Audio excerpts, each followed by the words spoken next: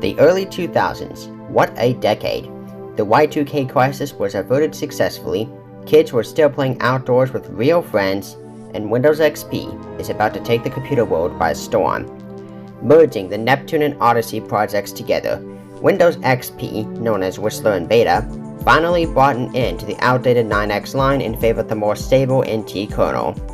In 2008, it was estimated 70% of PCs were running Windows XP. That's 1 billion computers! And on April 8, 2014, Microsoft ended Windows XP extended support and stopped releasing security updates. And yet, XP didn't die immediately.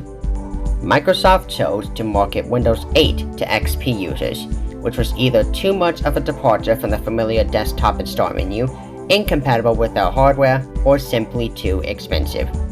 Because of this, XP stayed relevant for a few more years until it was surpassed by Windows 10 in early 2018, when it began its domination of the computer market. Back in late 2011 though, Windows 7 surpassed Windows XP in market share, which had less of a learning curve, and because most machines from the XP era had been replaced by then, was easier to upgrade to. And still, XP isn't obsolete. Unknown to the average consumer, Windows Embedded POS Ready 2009 was a version of Windows XP meant for point-of-sales devices. Examples include ATMs, cash registers, self-serve kiosks, and more. Because upgrading a fleet of POS devices would be both costly and difficult, Microsoft introduced POS Ready 2009 to give businesses more time to upgrade while keeping their machines in service longer. However, because POS Ready 2009 is based off XP, users could use a registry hack to trick the update servers into thinking you're running POS Ready 2009, not XP. This essentially gave users 5 more years of security updates and could run all the software designed for XP with little to no hassle. The other option was to download POS Ready 2009 directly from Microsoft and use that in place of XP.